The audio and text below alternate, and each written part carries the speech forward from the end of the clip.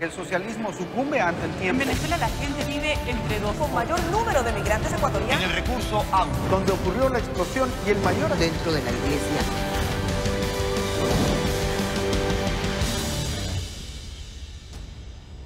Amigos, bienvenidos. La convulsión política y social que vivió Ecuador los primeros días de octubre fue inédita en muchos sentidos. Uno de ellos, el manejo de la información.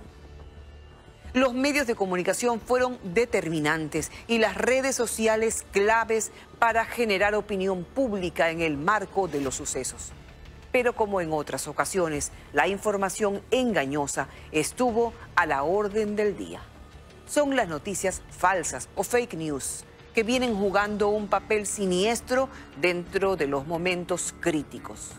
A veces son compartidas ingenuamente, otras son parte de una estrategia para causar caos. Aquí un análisis de lo que fue la información engañosa durante el último paro nacional.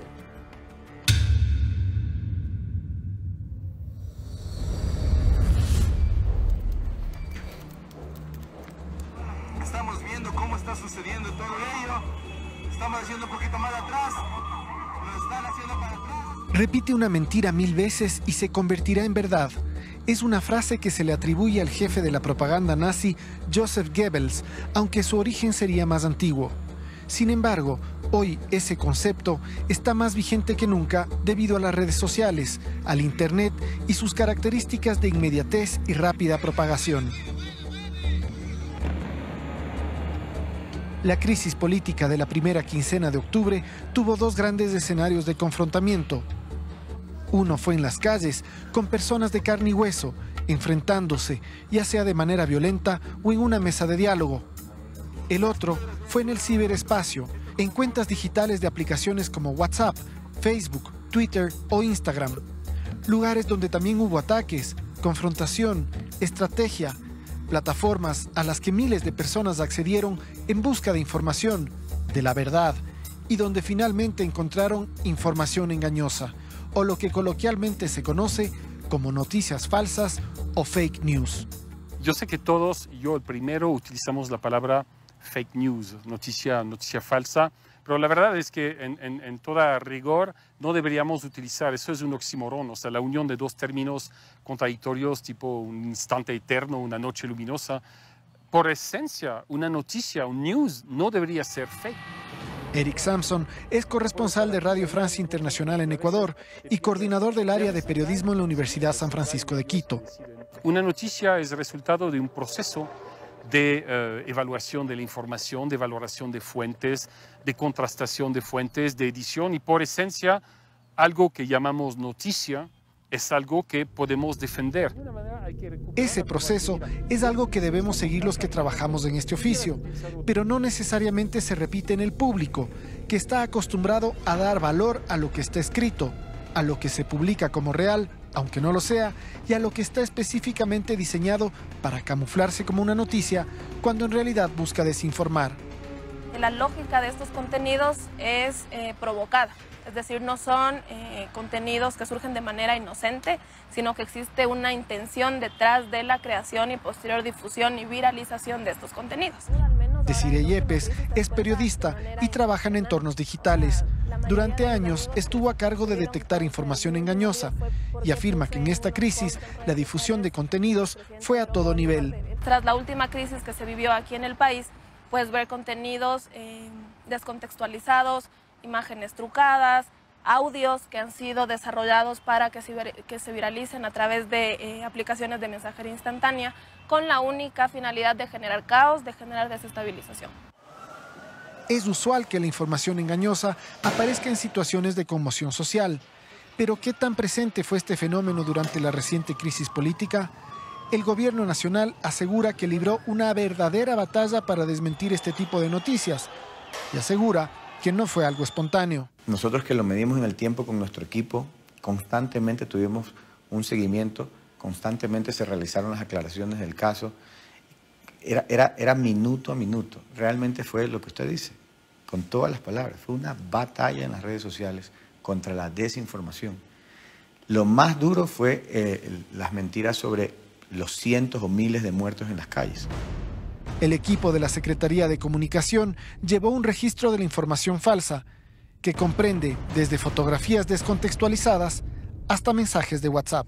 Son detectadas más o menos 246 noticias falsas de las que hemos detectado que tienen que ver con el gobierno. Aparte de las que no detectamos, todas estas son noticias falsas.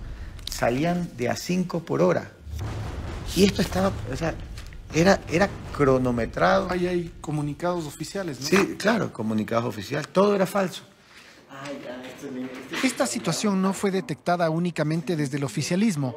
Organismos independientes que se dedican a la verificación de datos también se vieron sobrepasados por la cantidad de información engañosa que circuló en la red. Tenemos una lista de probablemente más de 50 informaciones engañosas desmentidas, 20 comunicados oficiales ratificados, porque muchas veces ni siquiera el supuesto comunicado oficial es garantía de que sea en realidad oficial.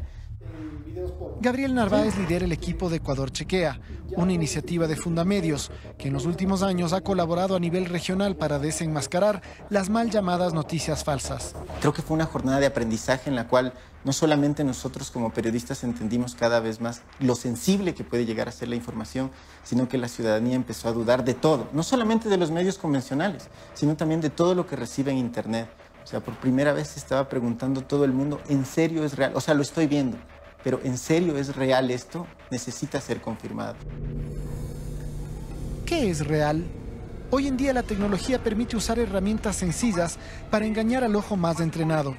Escuchamos voces, vemos fotografías, recibimos comunicados con logotipos institucionales que son exactamente igual a los originales. Bueno, estamos muy preocupados por la tecnología, algo que yo he leído y se conoce como deepfake. Es una tecnología digital a través de la cual tú puedes cambiar el rostro, digamos, de una persona. Entonces puedes escuchar en el rostro y la voz del político algo que nunca ha dicho. Para muestra este discurso del expresidente Barack Obama. Es su rostro, es su voz, es su entonación. Pero él nunca dijo esto.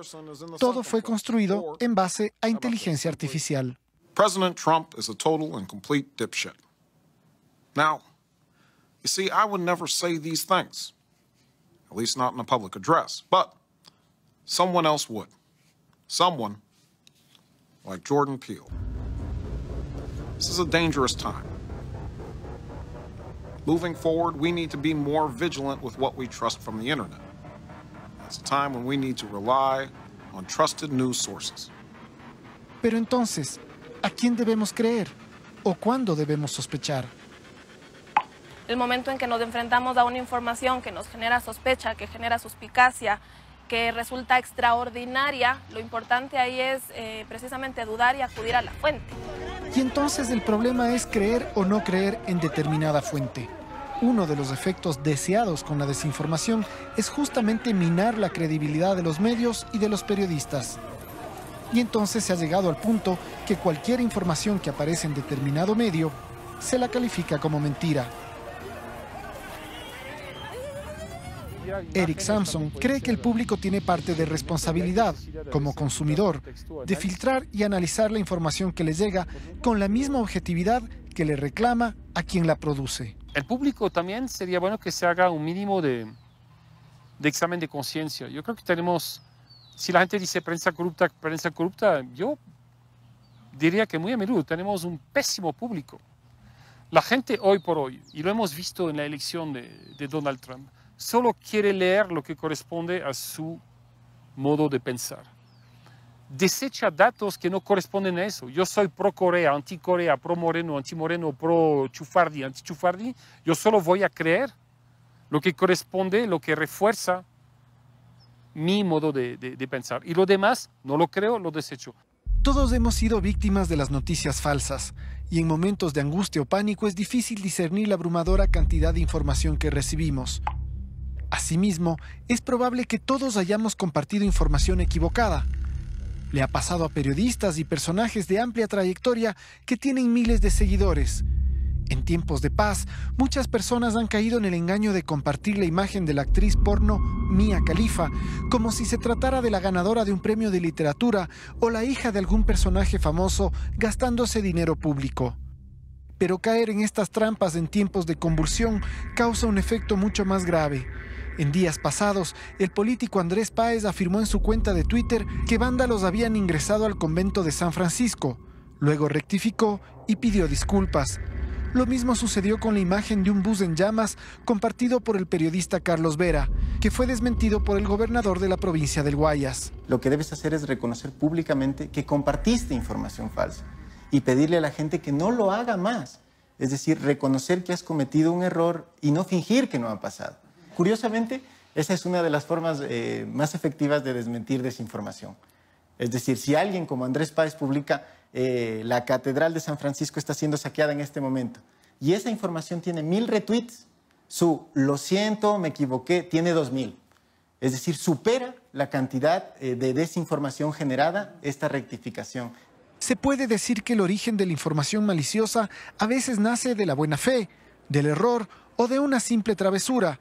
Lo grave es cuando se trata de una estrategia planificada y auspiciada con miles de dólares con el fin de crear desestabilización.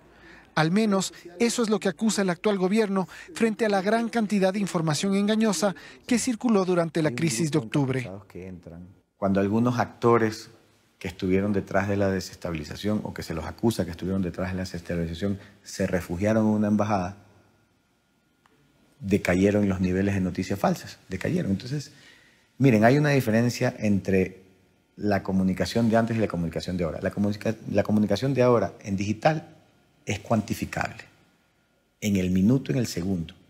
No es como antes, que la radio, la televisión no se podía cuantificar, era muy cualitativo. Ahora es cuantificable. Entonces nosotros podemos ver las horas, los minutos, cómo están las noticias falsas, cómo vienen, pero cuando estos personajes se refugian, huyen, ahí está, las horas, todo coincide y comienzan a decaer el flujo de información falsa inmediatamente. Entonces, ahí hay coincidencias que ya deben ser parte de las investigaciones. La crisis política de la semana pasada escaló a niveles pocas veces vistos en la historia del Ecuador. Varios grupos reclamaron un mejor trabajo por parte de la prensa, acusándola de no informar con la verdad. Pero al mismo tiempo, los periodistas que intentaban cubrir los hechos fueron atacados de forma violenta. ¡Nunca dicen la verdad! ¡Son unos farsantes! Se reportaron 115 ataques a la prensa, y eso incluyó medios incendiados, periodistas heridos y acosados. Gran cantidad de información circulante en la red, carente de fuentes o de contexto, venía repetidamente acompañada por una frase: lo que no vas a ver en los medios tradicionales. Sí, es cierto, ahora todos tenemos una cámara y un micrófono en las manos. Todos los ciudadanos tienen el poder de cubrir un evento en vivo con su teléfono celular y de expresarse con libertad.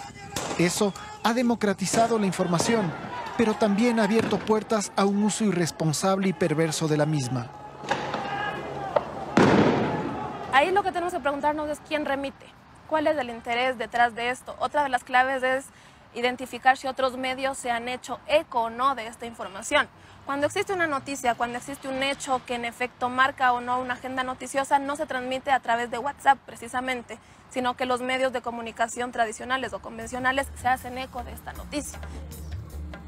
Para identificar las mentiras, también existen medios digitales, plataformas y cuentas en redes sociales que están monitoreando noticias falsas y que aportan con un gran servicio a quienes quieren verificar la información que consumen.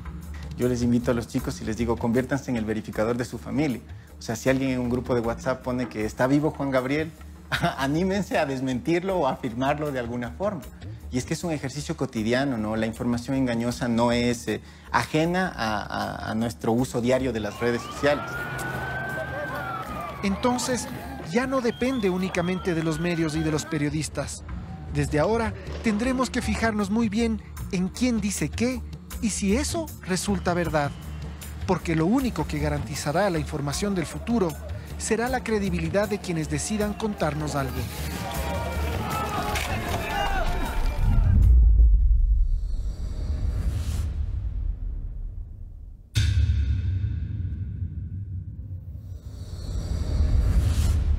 Luego del terremoto de abril de 2016 que afectó a las provincias de Manabí y Esmeraldas, Las promesas de reconstrucción llevaban esperanza a las zonas afectadas.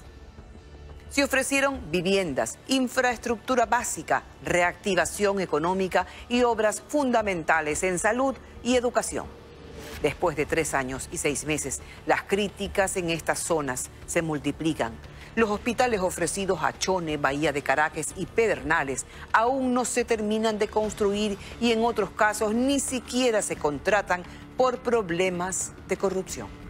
En un recorrido por estos cantones, los habitantes claman por lo que para ellos es una prioridad, pero que sigue siendo una eterna espera.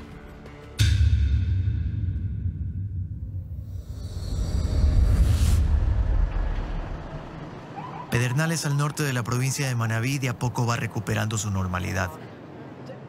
Son 3 años y 6 meses los que pasaron ya de esa tragedia que los marcó. Un terremoto de 7.8 en la escala de Richter tuvo como epicentro a este lugar en el que murieron 183 personas. Y en las calles ya se aparenta más tranquilidad, aunque las heridas no terminan de cerrarse. Cuando hablamos de reconstrucción, algunos dicen que sí hay obras, casas, parques, agua potable, créditos. Otros hablan de abandono y de ciudades afectadas a las que se les dio más. Las cifras oficiales señalan que en Pedernales se destinaron 125 millones de dólares, distribuidos en 45 proyectos, algunos todavía en ejecución. Eso dice la Secretaría de Reconstrucción, la institución que se creó luego de la tragedia que afectó sobre todo a las provincias de Manabí y Esmeraldas. Compuesto por un comité que lideraba no solo la reconstrucción, también la reactivación productiva.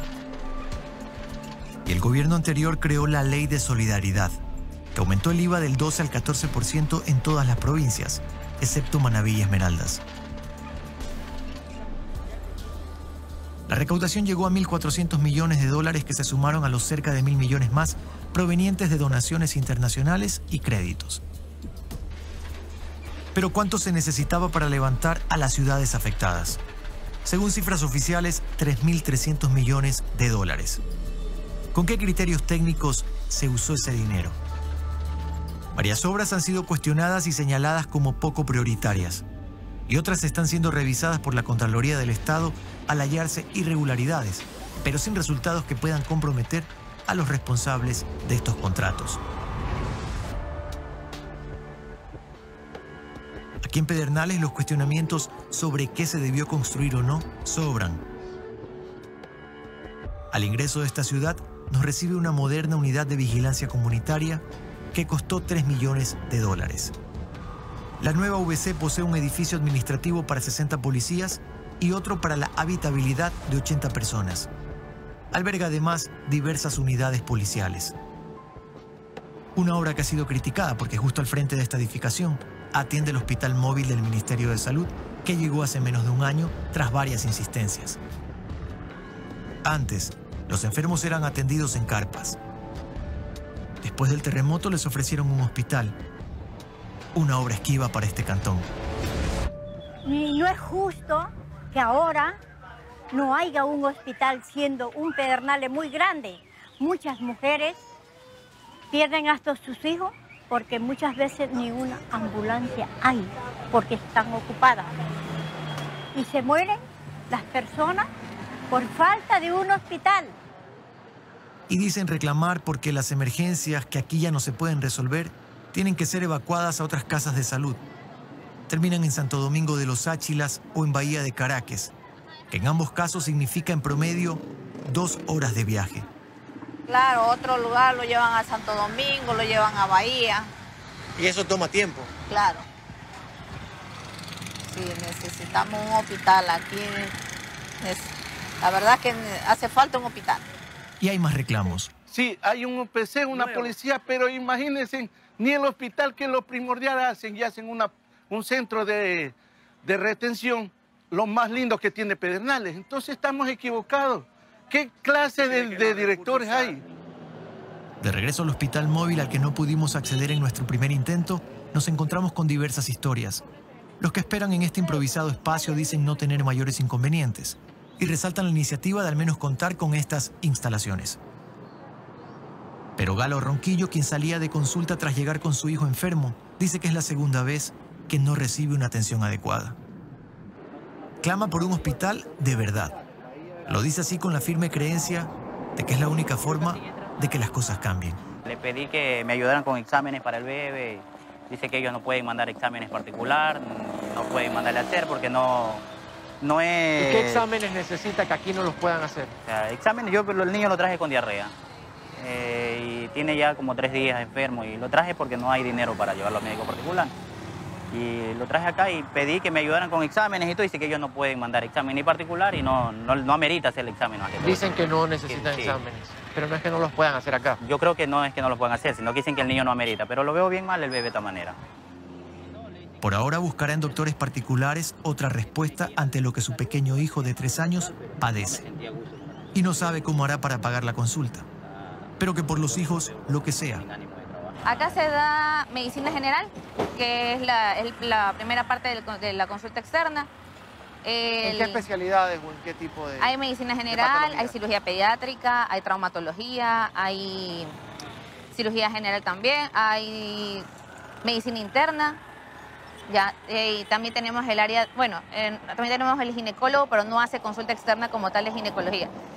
La doctora Paredes ha aceptado esta entrevista, la que sin autorización del Ministerio de Salud no habría podido dar, porque justamente ha renunciado a su cargo de médico general en este hospital. Se va porque le han incumplido en su contrato, dice. Pero es honesta al explicarnos que muchas veces las quejas son producto de la falta de conocimiento sobre el sistema de salud.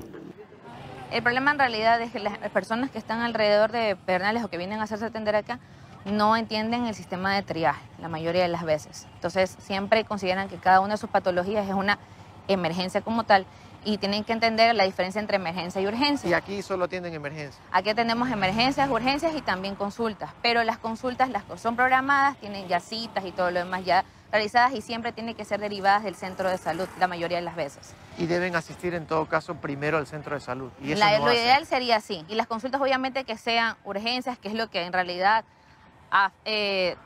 no afecta su vida, pero sí ameritan al menos un sistema rápido de atención, se atienden acá y a lo que obviamente que involucra la vida del paciente también se atiende acá.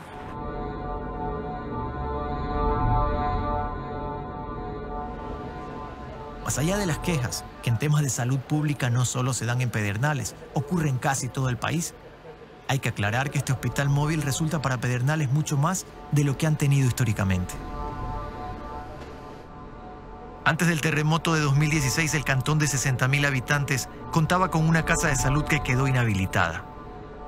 Este no era un hospital, y tampoco lo que la población había reclamado por décadas. Los heridos fueron atendidos en el estadio de la ciudad, que se convirtió en hospital y morgue al mismo tiempo. Allí se instalaron los médicos, ubicaron las ambulancias, los muertos se colocaban en el césped y aquellos que tenían ataúd los ponían en el centro de la cancha. Las imágenes de los ataúdes que en hombros sacaban desde el estadio todavía no se olvidan. Ante la pregunta de si un hospital hubiera evitado más muertes, quienes recuerdan y vivieron estos hechos afirman que sí. Pero es algo que jamás se podrá demostrar. Aquellas primeras horas después del terremoto, las víctimas fueron llevadas a hospitales públicos de Santo Domingo, Quito y Puerto Viejo.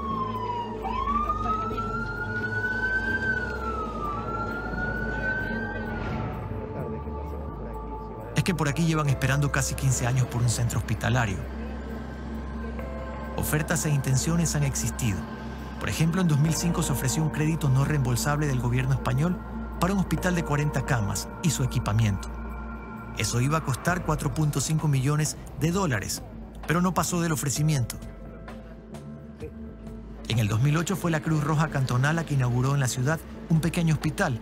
El municipio colaboró con una partida de $32.000 para los materiales de la primera fase de la obra. Y esto duró muy pocos meses.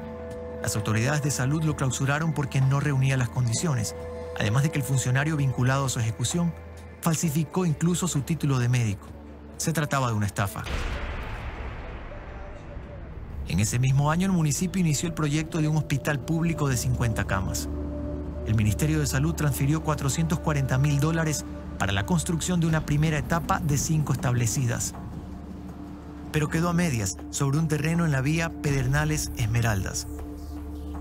Hablar de cuánto tuvo de avances esta obra ya no viene al caso. El terremoto de 2016 terminó de destruir lo que alguna vez pudo convertirse en una casa de salud que iba a costar $1.700.000. Los alcaldes que por esos años tuvieron esta responsabilidad se excusaron con distintos argumentos. Pero se denunciaron irregularidades, supuestos atrasos en desembolsos económicos y falta de documentos de los terrenos que impidieron que avanzara esta obra. El expresidente Correa aseguró que el dinero para este hospital fue entregado. Le dimos los recursos al municipio y nunca pasaron de la obra gris, los pilares. Y eso con el terremoto ya ni siquiera sirve. En otro sector de Pedernales hay un nuevo terreno, donde ahora mismo se debería estar construyendo un hospital con capacidad para 30 camas. Este costará $16 millones, pero su ejecución está paralizada porque una denuncia de corrupción nuevamente truncó el sueño de la gente de Pedernales que claman por un lugar al que ellos llaman digno para recibir atenciones médicas. Entregó garantías de buen uso del anticipo y de fiel cumplimiento falsas por el valor de $8 millones. Eso hace que, lamentablemente, estemos viendo entregar, imagínense, un anticipo a una empresa que presenta garantías falsas. La firma mexicana Titman S.A. fue la que en julio de 2019 ganó el concurso para construir el hospital de Pedernales a un plazo de 360 días. Una obra asignada por el Servicio de Contratación de Obras SECOP con presupuesto del Estado. Pero la empresa extranjera presentó un certificado de emisión de 2 pólizas, uno por 7.8 millones y otra por $789.000, suscritas a través de la Cooperativa de Ahorros y Préstamos Pastaza, con sede en El Puyo, que fueron denunciadas por los titulares de la entidad financiera como inconsistentes. No eran ni socios o clientes. Titman S.A. no existía dentro de la base de datos de la cooperativa. Ante lo que pasa en Pedernales, desde hace un año un grupo de ciudadanos que se autodenominan como miembros de una comisión pro-hospital son quienes se mantienen como veedores para que esta vez la anhelada obra se cumpla. Insisten en que el proceso que acaba de fracasar estaba ligado a más de una irregularidad, no solo a la que se hizo referencia por parte de la Secretaría Anticorrupción.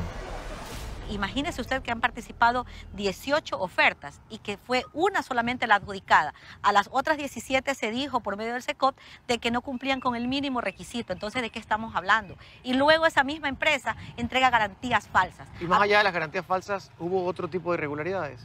Todo el proceso, porque estábamos hablando de una empresa que apareció de la noche a la mañana, que no tenía la experiencia que determina la ley para ser considerada en una oferta tan importante como esta, que es la experiencia que se debe de tener en construcción de infraestructura de servicio hospitalario. Entonces fue una empresa que apareció de la noche a la mañana, le adjudicaron el contrato y al final todavía entregó garantías falsas. Realmente preocupante para nosotros como ciudadanía, porque se le ha dicho a Pedernales en nuestra cara que no nos iban a hacer la obra, porque quien te entrega garantías falsas es porque no te va a cumplir.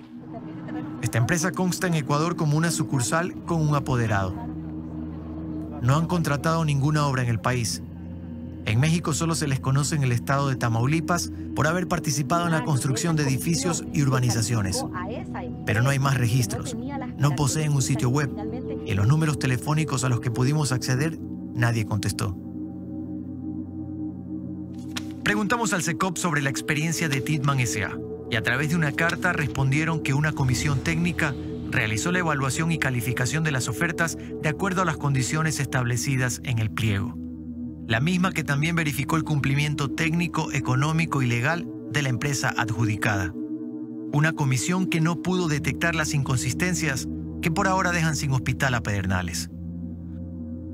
La actual administración del SECOP aclara que oportunamente no se entregó anticipos de este contrato, ya que se comprobó que las garantías entregadas por la compañía Titman S.A.C.D.B. no eran legítimas. Hoy, junto a la Secretaría Nacional Anticorrupción, dicen haber iniciado las acciones legales pertinentes. El único rastro en Ecuador que nos lleva a Titman es su presunta relación con Ama Construct S.A., una pequeña compañía creada en 2015 con domicilio en Pedernales y Guayaquil.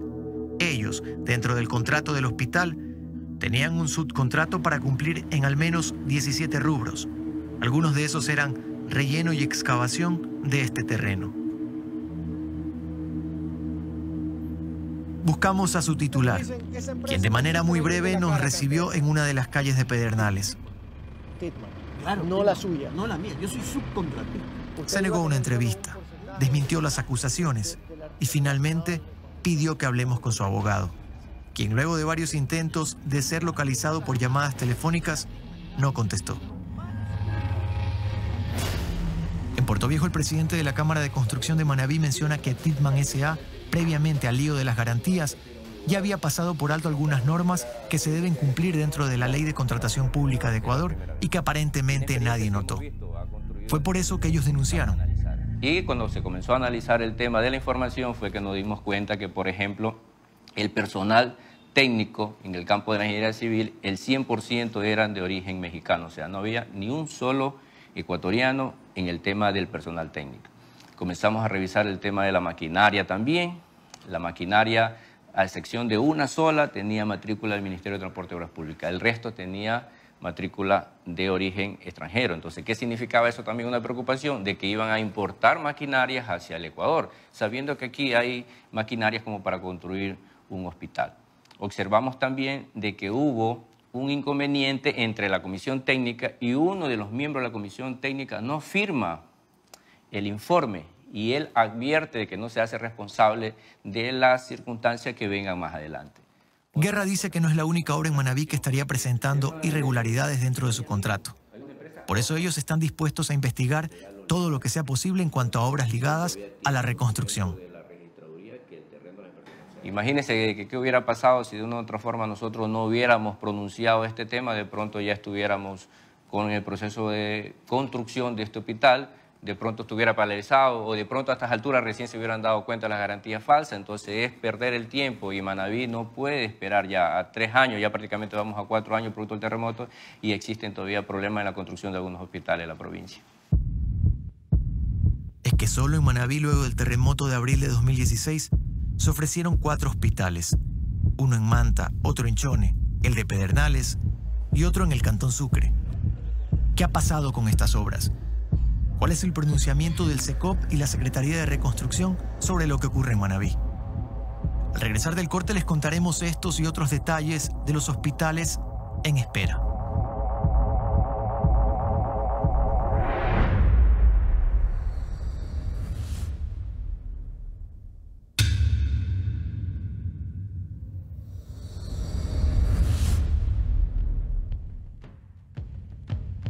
La ciudad que no tiene copia tampoco tiene hospital.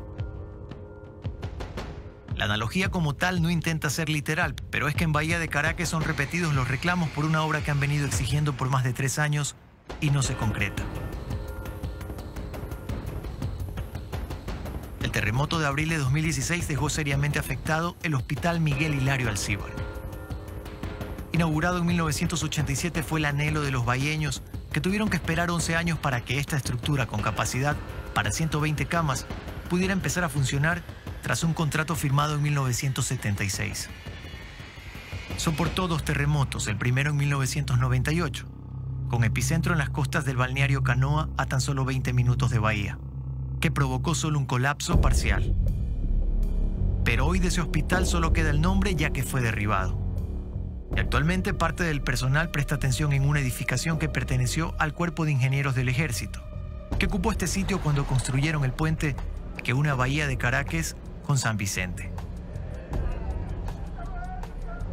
¿Cómo se sienten los habitantes de estos cantones mientras esperan la llegada del nuevo hospital ofrecido por el gobierno anterior desde hace 3 años y que se ejecutaría con dinero donado por China? Diana Delgado hace comparaciones. Aquí usted necesita un especialista y resulta que el especialista puede que lo haya, pero primero para llegar aquí, primero tengo que ir al centro de salud. Entonces tengo que llamar al call center y el call center se demora un mes. Antes no era así. Antes no era así. Usted iba y lo agendaban allí y si en el mismo momento había, en el mismo momento lo atendía el médico. Entonces ahora tengo que esperar un mes para que me atiendan. Hay más demanda, hay más pacientes. Por eso tenemos que ver, por eso le digo, no es solamente Bahía de Caracas, es San Vicente. Es el 8, es kilómetro 20, es decir, es este Charapotón, atiende gente de muchos otros es lugares. Jama, es Pedernales, es San Isidro. Entonces, ¿Y cree que las cosas van a cambiar cuando se construya el nuevo hospital que ya está ofrecido? Cuando se construye el hospital y cuando haya los médicos suficientes, el material suficiente para que trabajen. No hay medicina, no hay una simple inyección, entonces usted tiene que ir a buscar a otro lugar. La impresión que tiene Freddy Quirós es similar, pero contrario a otros comentarios, califica a la atención médica como oportuna. Lo que es odontología solamente ven lo básico. Lo que es cirugía también lo mismo. No, que digamos que será como para un cardiología, cosas del corazón. No. ¿Usted cree que lo que había antes era mucho más completo que lo que tienen ahora temporalmente? Claro, sí. Era más completo que ahora lo que estamos aquí. Esto aquí solamente es provisional. ¿Y la atención qué tal? La atención sí es buena. ¿Para qué? Sí, hay incluso en eso no más quejas. resguardo. Más resguardo, hay control bastante y lo que es atención a los clientes, sí. ¿Para qué? En ese sentido no se quejan. No. Usted tiene, en este caso, a su esposa y ha recibido toda la atención que ella necesitaba. Sí, claro, sí. Han estado pendientes, incluso me le dan la ronda de 2 horas acá a los doctores y no hay ningún problema en eso. Sin embargo, es de los que reclama porque dice que a Bahía no se le ha cumplido después del terremoto. No solo porque no se construyó el hospital, sino porque la ciudad quedó bastante golpeada y que con el paso de los años ha perdido la fe en las promesas que vienen del poder. Todo ha quedado en palabras. No hay una fuente de que diga, pongan la primera piedra y listo, hacen la obra, pero no. ¿Usted cree que solo en palabras? 2016, vamos al 2020 y sigue lo mismo. Ya vamos a tener 4 años y sigue lo mismo esto. Entonces, pero les han ofrecido que ya pronto se va a construir el hospital. Están a un paso de poner la primera piedra. Hemos pasado ya casi 4 años. Entonces, la esperanza es lo último que se pierde, pero seguimos en lo mismo. Ante el sentir de algunos ciudadanos, fuimos en busca de las autoridades locales. La alcaldesa nos recibe y ella es también una de las voces más críticas ante la falta del anhelado hospital. Dice que es frontal porque no es entendible la inequidad y cuestiona a quienes tuvieron en sus manos hacer algo por su cantón. Considero muy personalmente de que los fondos de la reconstrucción inicialmente no se manejaron de manera equitativa y no se priorizaron las obras que la ciudadanía requería. Después de un desastre, las primeras obras o las primeras estructuras que deben restituirse son los hospitales, son las escuelas, son los cuerpos de bomberos. Lo primero que hizo cuando llegó a la alcaldía fue convocar una marcha para exigir al gobierno por esas obras pendientes. Así lograron que finalmente se destinen los recursos para el hospital, ya no de una donación del gobierno chino, sino del Fondo de Solidaridad. Ahora, aquí no hay miras políticas ni nada. Todo el país de Caracas y el Cantón Sucre está unido aquí. Señores presidentes, ¿qué sucede? El 30 de septiembre, el SECOP les oficializó que el contrato por 26 millones fue adjudicado. El nuevo hospital tendrá 80 camas. Nosotros no podemos esperar un minuto más sin nuestro hospital. Permítame entenderle algo. El 16 de abril del 2016 hubo un terremoto, pero tuvieron que pasar 3 años y algunos meses más para que finalmente, en papeles y en términos legales, se concrete este anhelo de recursos para el hospital. Así fue que pasó. Así es. También... Mientras tanto no se hizo nada por ese hospital. Es decir, era una oferta, era una promesa, se hablaba mucho, pero no se concretaba nada. Bueno, desconozco lo que pasó antes de nuestra administración. Para ella y los cientos de habitantes que marcharon, les resulta difícil entender cómo aparentemente se les ha mentido durante todos estos años. ¿Quiénes son los responsables? ¿Se trata de demagogia o burocracia? La alcaldesa conoce de informes que fueron presentados por una exfuncionaria del SECOP en Manabí y en la que denuncia actos irregulares detrás del contrato. Nos preocupa sobremanera porque nosotros no solamente que exigimos una obra que se haga de la manera más urgente, sino que también se haga una buena obra, que sirva obviamente para todos los ciudadanos. Esperamos que esta situación legal, jurídica, no vaya a detener el proceso que ya hemos esperado durante muchos años. En medio de todo esto, el terreno donde se construirá el hospital ha sido señalado por los antiguos dueños como dentro de un proceso de embargo desde el 2010. Esto fue notificado al SECOP y al Servicio Nacional de Contratación Pública, SERCOP.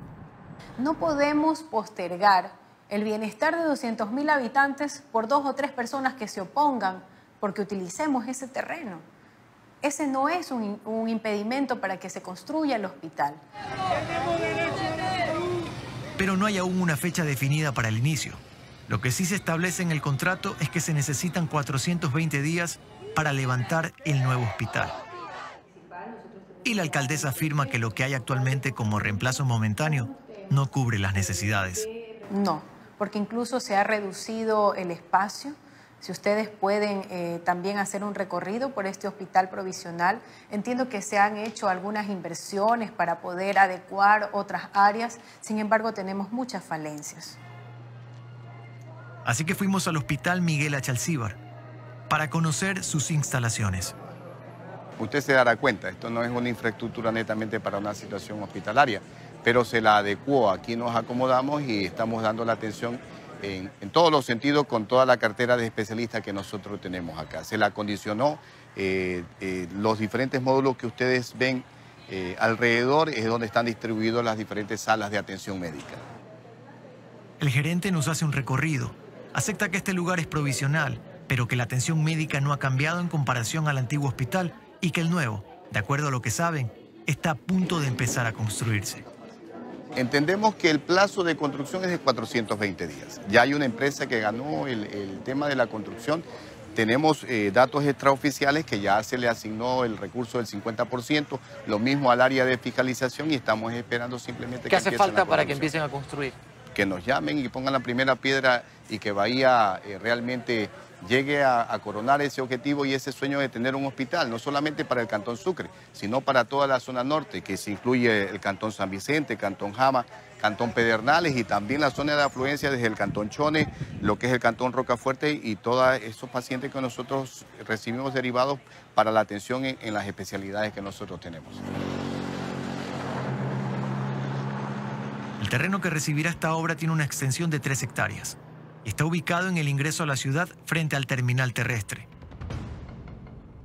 Sobre los problemas legales que han sido denunciados, el Servicio de Contratación de Obras, asimismo por medio de una carta a Visión 360, indicó: es necesario indicarle a la ciudadanía que el SECOP, previo al inicio del proceso de contratación, fue autorizado por parte de Inmobiliar para proceder con la ocupación del inmueble expropiado, mismo que fue declarado de utilidad pública con ocupación inmediata, en las que en sus resoluciones se detallan las 3 hectáreas donde se construirá el hospital, requisito fundamental que jurídicamente posibilita la ejecución de la obra.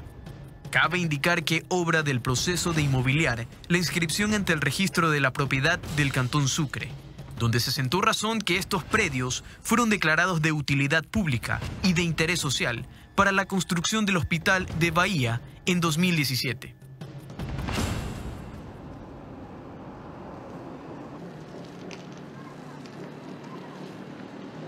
Pero en Manabí no todo es desilusión. En Chone, con el 46% de ejecución, el Hospital Napoleón Dávila se edifica para dar cobertura a unas 200.000 personas de al menos 5 cantones manabitas. La empresa constructora Chinacam trabaja en turnos de 24 horas los 7 días de la semana para que el Ministerio de Salud pueda iniciar con la atención médica a partir de marzo de 2020. Así lo asegura el SECOP. El costo de esta obra supera los $50 millones, dinero que corresponde a una donación del gobierno chino. No es parte del Fondo de Solidaridad. El contrato que dio inicio a la construcción se firmó en junio de 2018, fecha en la que afirma la actual administración de SECOP se colocó la primera piedra. Es decir, que este hospital ha pasado por 2 actos o ceremonias que mencionaron la colocación de la primera piedra. Inentendible cómo el 18 de noviembre de 2016 se le dijo a Manabí que Chone tendría un nuevo hospital. Pero 19 meses después volvieron a colocar una nueva primera piedra. Ambos actos con la misma empresa china que hoy ejecuta los trabajos. A inicios de 2018, Visión 360 ya cuestionaba sobre los avances del hospital de Chone tras la primera piedra del 2016. ¿Qué explicación les han dado a ustedes? ¿Por qué no se construye? Bueno, de lo que hemos conversado realmente, y se ha visto en la prensa sobre todo, el tema pasa por procesos o tramitología burocrática que tiene que ver con una serie de papeles a nivel internacional para llegar a estos acuerdos que ya se dieron en la Cancillería del Estado y que inclusive el CERCOC ya también adjudicó la obra a la empresa Chinacán y también adjudicó ya, de lo que conocemos en el portal, la fiscalización de la obra. Solo falta porque se den los últimos pasos para que se firme el contrato, que repito, no está en manos del Ministerio de Salud Pública ni del hospital, sino en manos de otro organismo que es el competente para esta contratación. Es decir, la explicación que ellos han dado es burocracia. No diría, yo lo estoy asumiendo como un tema de trámites que se entrampan a veces entre un país y otro, traducción de documentos y lo demás. Entonces eso hace que esto realmente creo ha demorado un poco los inicios de la construcción. Y como en el caso de Bahía, que sigue esperando por su hospital, repetimos la pregunta. ¿Se trataba de demagogia o burocracia? 2 veces la gente de Chone aplaudió una obra, la que sigue pendiente, pero que al menos ya se levanta.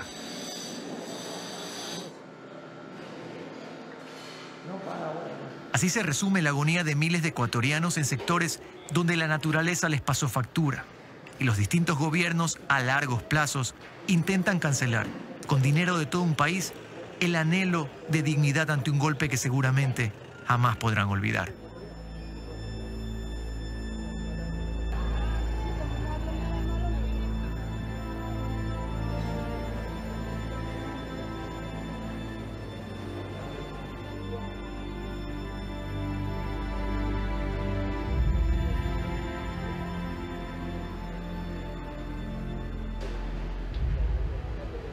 ¿Con qué criterios técnicos se hicieron las obras de reconstrucción tras la peor tragedia que ha vivido el Ecuador contemporáneo? Responder esto luego de tantos años tal vez ya está de más para quienes no entienden de contratos, de primeras piedras, de líos legales, de corrupción.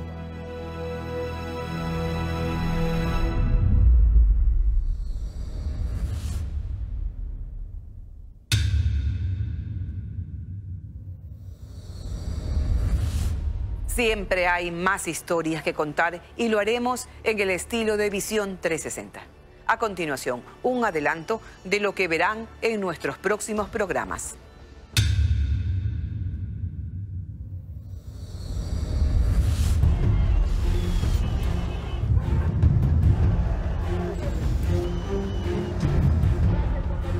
A tomar decisiones radicales.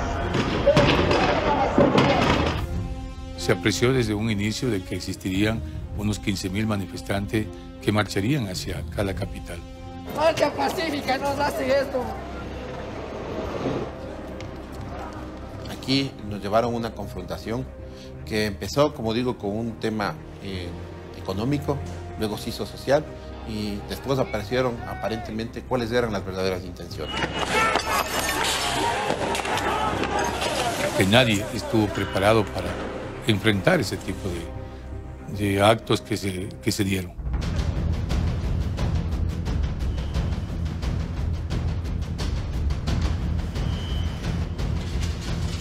El análisis inicial que hemos hecho en nuestro Centro de Pensamiento de Seguridad Continental es de que esto no es un hecho aislado. Una protesta social que quemaba la Contraloría General del Estado, una protesta social que saqueaba locales comerciales y centros comerciales en la ciudad, una protesta social que bloqueaba las vías, las líneas de abastecimiento para dejar desabastecidos a las ciudades. Yo creo que lo que sucedió en Quito es una clara advertencia de que van a venir más hechos de esta catadura, no solamente en Ecuador, sino en Perú y en Colombia.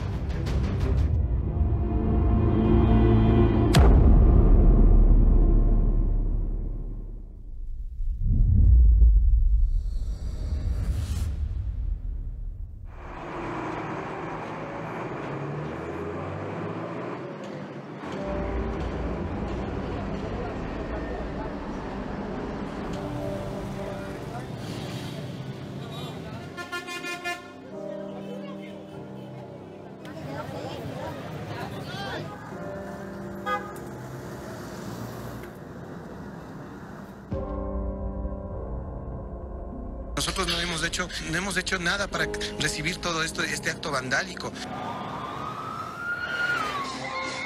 Gente extraña, hasta gente de caras conocidas en ese momento haciendo relajo. Hasta el que no era ladrón en ese momento se convirtió en ladrón.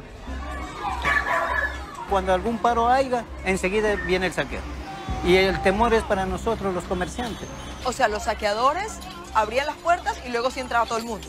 Estaban esperando eso, créeme, con sacos. No estuvieron motivados como un reclamo a la situación de las medidas económicas. Fue una reacción de la comunidad de esos sectores generando vandalismo en los propios barrios de donde ellos habitan. Mira, le rompí el vidrio. Ana, ¿qué pasó? La gente te tiró piedra por robarte. Te asaltaron.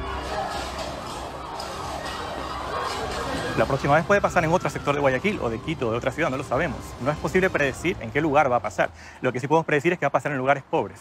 ¡Horror aquí, Padre mío! Yo asumía que un local en una gasolinera, y hasta cierto punto lo sigo pensando, es de las cosas más seguras que puede haber, ¿no? Porque es una gasolinera y movimiento 24 horas, pero lo que pasó era impensable.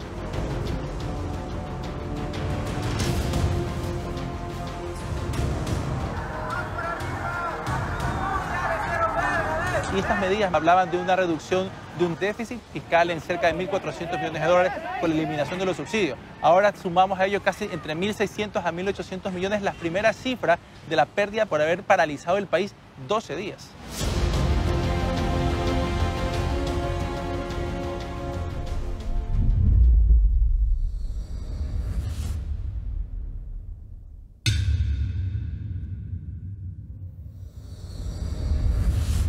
Gracias por acompañarnos. Un abrazo.